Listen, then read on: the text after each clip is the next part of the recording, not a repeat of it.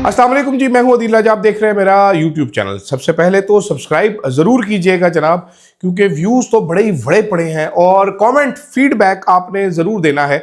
सबसे पहले मेरा सवाल है आप लोगों से, जिसका आपने जवाब देना है। यहाँ तक आप वीडियो में हैं तो जवाब ये देना है कि आज तहरीक तहफ़्फ़ुज़ आइन वाले निकले इस्लामाबाद से, लाहौर जा रहे थे। रास्ते में खारिया के मुकाम पर उन पर अटैक किया गया। बार बार पुलिस वाले तंग करते रहे, जगह बंद की गई, तहरीक इंसाफ के कारकुनान पे अटैक किए गए, तशद्दुद किया गया, मारा पीटा गया। क्या वजह हो सकती है इसकी? पुलिस ऐसा क्यों करती है? आपके ख्याल में क्यों ये इनके दिमाग में गूं भरा हुआ है? इनका दिमाग काम नहीं करता है? ये पागल है? क्या वजह है? यहां पर आपने कमेंट कर देना नीचे जरा। उसके बाद आगे चलते हैं। मैं ब्रीफ कर देता हूं कि वो निकले खारिया के मुकाम पर, नामालूम गुल्लू भट्टों ने अटैक किया उनके ऊपर, गाड़ियां तोड़ी गई। ये गाड़ियां तोड़ने का ये सिलसिला हमने देखा है जनाब, ये 25 मई 2022 के बाद से, जब बाजवा साहब आर्मी चीफ थे और सारी चीज़ें उनके कंट्रोल में थी, पीडीएम गवर्नमेंट आई थी, तो पहली बार ये तरीकाकार वजूद में लाया गया था कि लोगों के घर तोड़ो, लोगों की गाड़ियां तोड़ो और औरतों को हरास करो। ये उस टाइम पे बाकायदा आजमाया गया, 9 मई के वक्त भी आजमाया गया। ये क्या साइंस है? इसके ऊपर मैंने मेनली बात इसके ऊपर ही करनी है। पंजाब हुकूमत हिल के रह गई। अब आप स्टूपिडिटी देखिए पंजाब गवर्नमेंट की, कि जिस विजिट पे शायद 200-400 बंदे ने इकट्ठा होना था, वो हज़ारों लाखों लोगों को पता चल गया। टीवी चैनल्स पर कोई भी खबर नहीं आई, कोई भी खबर गायब है। टीवी चैनल्स पर खबर गायब होने का मतलब ये नहीं होता कि हो नहीं रहा, ऐसा कुछ हो रहा है। लेकिन टीवी पर ना दिखा के यहाँ पर ये समझा जाता है, बूमर अंकल ये समझते हैं कि किसी को पता नहीं चल रहा। आइडिया इनको ये नहीं हो रहा कि नौजवान नस्ल जिसको ये सो ग्रीडीली इंगेज करना चाह रहे हैं अपने साथ, वो ये चीज़ें देख रही है और आपसे नफरत करती चली जा रही है। ये समझ नहीं पा रहे। खैर, इस पे सुबह वीडियो करेंगे अभी। अच्छा, उसके अलावा आज तारिक फजल चौधरी साहब मेरे दोस्त हैं, वो आए जी टीवी पर। उन्होंने कहा हम तो मुज़ाकरात करने जाते हैं, ऐसे है। एनडीसी जो कमेटी है वो तहरीक इंसाफ का मैंडेट ले आए और ये कर ले और वो कर ले, इख्तियार दे दें, ये दे दें, फजूल किस्म की बातें। महमूद खान साहब ने कहा जनाब मुज़ाकरात बिल्कुल शुरू करें। 2 शराइत उन्होंने रखी। पहले तो उन्होंने कहा जनाब के तकर्री का नोटिफिकेशन का इजरा किया जाए, ये पहली शर्त होगी मुज़ाकरात की। दूसरी शर्त होगी 73 के आइन को असली शक्ल में बहाल किया जाए, इंसानी हकूक़ की पामालियाँ ख़त्म की जाएँ, सियासी कैदियों की रिहाई का मामला भी सामने रखा जाएगा, शफाफ इलेक्शन कमीशन और आइंदा आम इंतखाबात का तयन की शर्त रखी जाएगी। तो हुकूमत ने लचक दिखाई तो फिर मुज़ाकरात किए जाएंगे। खैर, ये फजूल किस्म की बात है, हुकूमत लचक नहीं दिखाएगी। अब आगे चलते हैं जनाब। अब रात को पुलिस ने छापा मारा एक बंदे के घर पे, तहरीक इंसाफ का बंदा समझ के, ठीक है। वो उसकी मासूम सी बेटी पर पुलिस ने पिस्तौल ताना। वो साहब ये ताब ना ला सके, उनको दिल का दौरा पड़ा, वो जाँ बहक हो गए। उसके बाद पुलिस ने पूरे इलाके को घेरे में लिया हुआ, बॉडी नहीं दे रहे। उनसे लिखवा रहे होंगे, ज़ाहिर बात है कि आप पुलिस पर मुकदमा नहीं करोगे, ये नहीं करोगे, वो नहीं करोगे। ये हमारे यहाँ पर ये नया तरीका राइज हो चुका है। ये तरीका है क्या, ये समझना बड़ा ज़रूरी है कि ये तरीका क्या है। ये बड़ा इंटरेस्टिंग तरीका है जो इस्तेमाल किया जा रहा है। ये इसको कहते हैं प्री एम्प्टिव रिप्रेशन। मैंने पूरी तहकीक की इसके ऊपर। मैंने कहा जरा इसके ऊपर एक वीडियो कर देनी चाहिए जनाबे वाला कि ये तरीका है क्या। ये तरीके की शुरुआत 25 मई 2022 हालिया तारीख उसकी मिलती है। रियासत ने जनाब वाजिया किया पहली बार क्या कि एहतजाज करना जुर्म है। एहतजाज के बारे में सोचना भी जुर्म है। एहतजाज की नीयत से घर से निकलना भी जुर्म है। या अगर कोई बंदा है आपके घर में जिसने परसों एहतजाज करना है तो वो भी जुर्म है, डराने के लिए लोगों को। और ये एक सोचा समझा मंसूबा था, ये प्लान किया गया। मुझे कुछ लोगों के नाम भी, बड़े बड़े ओहदों पर बैठे हुए लोगों के नाम पता है, जो मैं लूंगा तो फिर मैं मसले में आ जाऊंगा, फिर डाला बाहर आकर रुकेगा। नाम मैं नहीं ले रहा, लेकिन समझना आपने जरूर है कि भाईजान हमें खुलकर सामने आना पड़ेगा, इनको ठोकना पड़ेगा, इनकी औरतों को डराना पड़ेगा। मसला क्या था? तहरीक इंसाफ वो वाहिद जमात है जिसने औरतों को और यूथ को इंगेज किया। औरतें बड़ी तादाद में जलसों में आती थी, वहां पर भी फैंटी लगाना मसला हो रहा था। सबसे पहले इन्होंने औरतों की इज्जतों की पामाली की, बाकायदा तौर पर हैरास किया, औरतों को मारा, कुटा, कपड़े फाड़े, डर के मारे घर बैठ जाओ। जो बंदा बाहर निकलता है उसके पास सबसे कीमती चीज क्या है? गाड़ी है उसकी। जाहिर बात है, हमारी पहली बड़ी परचेज मिडिल क्लास फैमिली में क्या होती है? गाड़ी होती है। गाड़ी तोड़ दो, शीशे तोड़ दो गाड़ी के, वो चीखे मारता रहेगा। दूसरी, हमारे पास जिंदगी का सरमाया क्या होता है? घर होता है। पुलिस को बाकायदा हदायत जारी की गई थी कि जाए जनाब घर घुसनी है, जो शीशे की चीज नजर आती है वो तोड़ दो, वॉशरूम वगैरह टाइलें सब तोड़ दो, शोर मचना चाहिए, खौफजदा कर दो, डरा दो इनको। उन्होंने तोड़े जाके। औरतों के गिरबान फटे, औरतों को सड़कों पे घसीटा गया ताकि ये बाहर ना आए। ये बाहर नहीं आएंगी तो बच्चे नहीं इनके साथ आएंगे, इनको आंसू गैस मारना आसान होगी। ये बाकायदा एक प्लान था, ये प्लान किया गया। ये अब आपको समझ आ गई। ये इसको कहते हैं प्रीएम्प्टिव रिप्रेशन। इसका मकसद कारकुनों को रोकना नहीं है, इसका मतलब तमाशाइयों को डराना है। ये क्राइसिस मैनेजमेंट की जगह आप फियर मैनेजमेंट की तरफ चले गए, फियर की परसेप्शन मैनेजमेंट की तरफ चले गए कि जब बाहर निकले तो तुम्हारी लातें पन के रख देंगे। अब ये प्रिएम्प्टिव जो रिप्रेशन है ये कहाँ इस्तेमाल किया जाता है? ये जब ये वजह क्या है, ऐसी जगह पे इस्तेमाल होता है जहां पर रियासत को अपनी मकबूलियत पर यकीन ना हो, फैसले पहले से किए हों, उनको इम्प्लीमेंट करना है, बस मुसलत करने हैं। ये लीडर हो कोई ना, अवामी नफ्सियात को कंट्रोल करने का तरीका है। पाकिस्तान में 1977 भुट्टो मुखालिफ तहरीक, 2007 मुगला मुखालिफ तहरीक, 2014 का धरना, 2022 से 2024 तक सबसे बड़ी प्रिएम्प्टिव रिप्रेशन ये अभी तक चली आ रही है, खत्म होने का नाम नहीं रही। ये तमाम रिकॉर्ड तोड़ चुकी है। दुनिया में बड़ी बड़ी मिसालें, इसमें बड़ी ज्यादा आती है मिसालें, वो मैं आपको आगे चल के दूंगा। तरक्की याफ्ता मुल्क ये करते क्यों नहीं, ये भी मैं जरा आपको आगे जाके समझाता हूं जनाब। ये सारी चीजें कि क्यों क्यों होता कहाँ का है अभी ये बता देते हैं। साथ अभी रूस में होता है ये, ऑपोजिशन के घर, खानदान, माली दबाव, एहतजाज पैदा ही ना होने दो। प्रॉब्लम क्या है? एहतजाज होने ही नहीं देना। एहतजाज नहीं हो सकता। क्यों नहीं हो सकता ये भी आपको समझाता हूँ। चाइना, अवामी एहतजाज से पहले डिजिटल निगरानी, खानदानों पर दबाव, घर आ जाते हैं, जदीद नफ्सियाती रियासत के मैंडेट जहाँ पर कमज़ोर हो वहाँ पर ये प्रॉब्लम होता है। मुस्तहकम रियासतें ये करती क्यों नहीं, ये भी एक सवाल है। सरमाया भागता है, सरमायाकार भागता है, कहते हैं क्या मुल्क है यार, पागल है ये लोग। आपका ब्रेन ड्रेन होता है मुल्क से। जो समझदार, जिसको चांस मिलता है वो कहता है दफा करो, लानत भेजो, इस जहन्नम में रहने की क्या जरूरत है। दुनिया आप पे हस्ती आलमी तन्हाई का आप शिकार होते हैं, इन्वेस्टमेंट कम होती है, अवाम और रियासत का रिश्ता कमज़ोर होता है। इसलिए जो तरक्की याफ्ता मुल्क हैं, अमेरिका, बरतानिया, फ्रांस, जर्मनी, उन्होंने इंस्टीट्यूशनल ट्रस्ट की बेस पर सिस्टम बनाया कि लोग इदारों पर एतमाद करें कि I trust my police, I trust my judicial. यहाँ पर हम कहते हैं फिटे मुँह भागो यहाँ से। पाकिस्तान का मसला क्या है, अब ये पहले आपको समझाता हूँ, उसके बाद में आगे मिसालें अभी देनी है मैंने आपको। पाकिस्तान का मसला ये है कि फैसले पहले होते हैं। जैसे मुन्ने नाई ने बताया कि जी वो फैसला हो गया कि जी अवाम का वोट की वैल्यू नहीं, हमने इमरान खान को नहीं आने देना।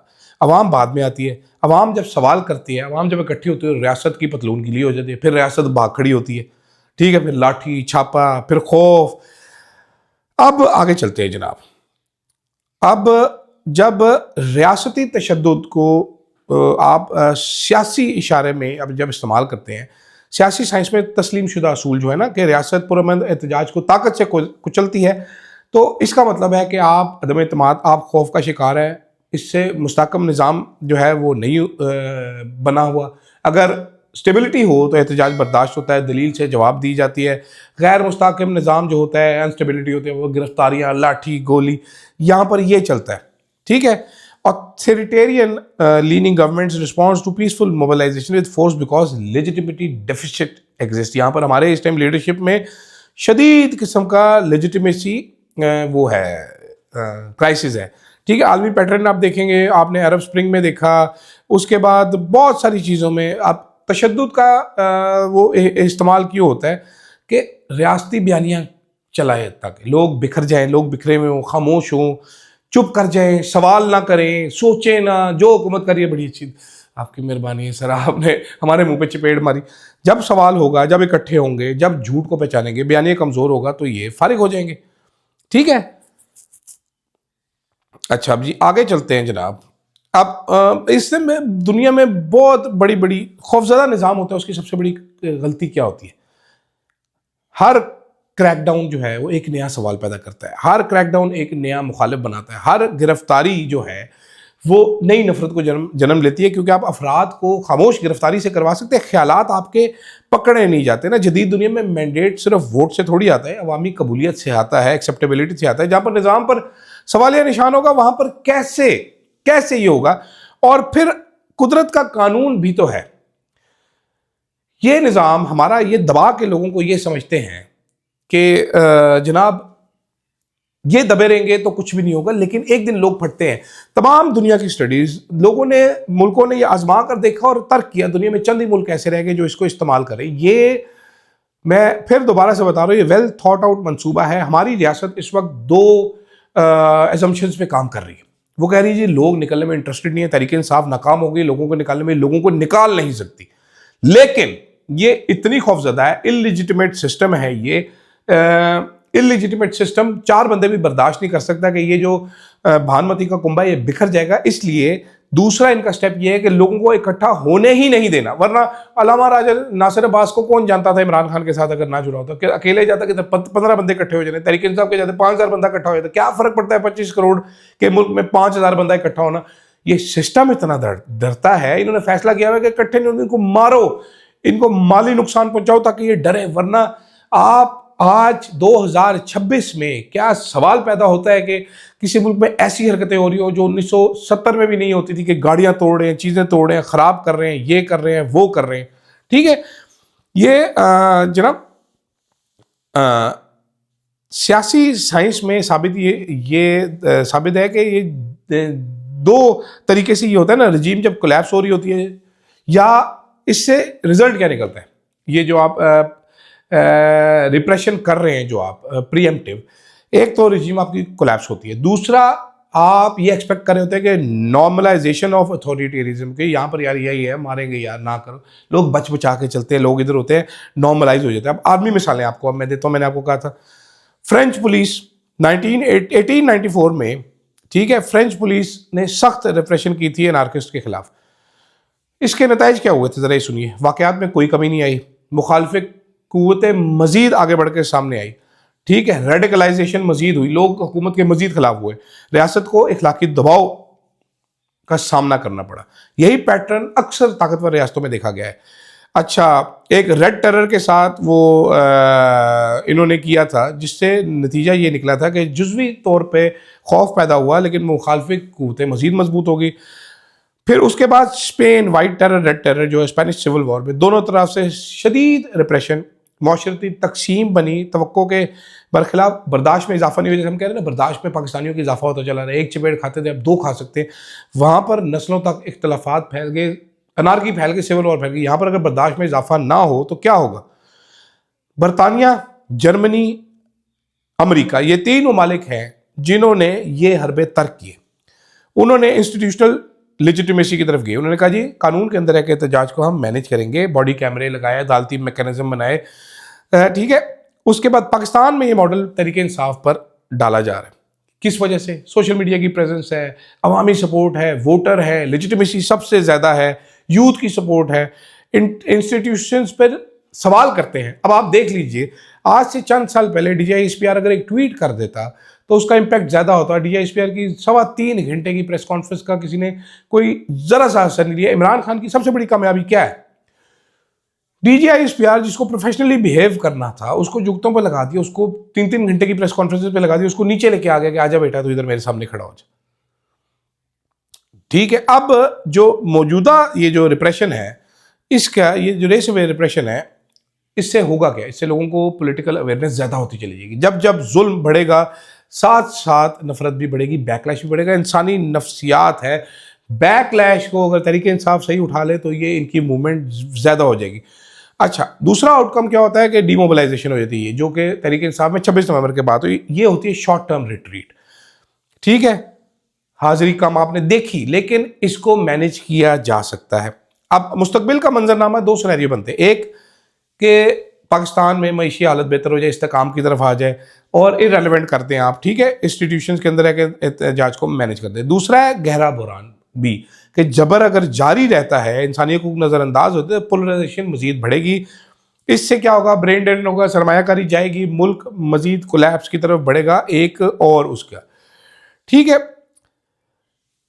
आपको हुकूमत को किसी भी अच्छे मुल्क को अवामी सपोर्ट चाहिए होती है, लेकिन ये जो प्रीएम्प्टिव रिप्रेशन है, ये फियर बेस्ड कंप्लायंस करता है। मैं अगर कोई चीज़ मान रहा हूँ या मैं अवॉइड कर रहा हूँ कुछ चीज़ें डायरेक्ट मेंशन करने से, इसलिए कि मेरे अंदर डर है कि मुझे चुप के ले जाएंगे, ये फियर बेस्ड कंप्लायंस है। मैं कोई आपकी घंटा इज्जत नहीं करता, टके की इज्जत नहीं करता इस गवर्नमेंट की, मैं पंजाब गवर्नमेंट की 8 आने की इज्जत नहीं करता, मैं ये समझता भी नहीं हूँ कि ये लेजिटिमेट गवर्नमेंट है, but this is a fear based compliance, और ये तवील मुद्दत में मुझे रोकने में नाकाम रहेगा। मैं मेरे से मुराद, जब मैं मिसाल जो दे रहा हूँ, मैं कलेक्टिव मिसाल दे रहा हूँ, ये मुझे रोक नहीं सकेंगे। इनजस्टिस जब मैं एक्सपीरियंस करता जाऊँगा, कलेक्टिव जो होता है, आपने स्टार वॉर्स देखी होगी, उसमें कलेक्टिव की बात होती है, वो बॉर्ग जो होते हैं, तो कलेक्टिव इतना ताकतवर हो जाएगा कि वो रियासत के सामने खड़ा हो जाएगा एक ना एक दिन। ठीक है, 2 साल, 5 साल, 6 साल कितना इंतज़ार करेंगे। तो मैंने सोचा आप ज़रा थोड़ा पढ़ा लिखा है, मैंने कुछ पॉइंट्स बनाए थे, काफ़ी दिन हो गए थे इस तरह की कोई मैंने इल्मी और अदबी गुफ्तगू नहीं की थी। तो अभी हमारी प्यारी फायरवॉल अपडेट हो चुकी है, परसों मेरा ख्याल है अपडेट हुई थी, जिसके बाद व्यूज़ जो है हमारे मज़ीद व मज़ीद बढ़ चुके हैं। तो कोशिश कीजिए मेरे वीलॉग को शेयर ज़्यादा कीजिए ताकि हम ज़रा ऊपर वापस जंप मार सकें। हम बड़ी मुश्किल से हम 6,000 तक पहुँचते हैं, नीचे फिर 1000 पे गिर जाते हैं, फिर 6,000 पे गिर जाते हैं, फिर नीचे। Why this Cola very deep bro. खैर मुझे इजाज़त दीजिएगा, फीडबैक ज़रूर दीजिएगा। अल्लाह हाफ़िज़।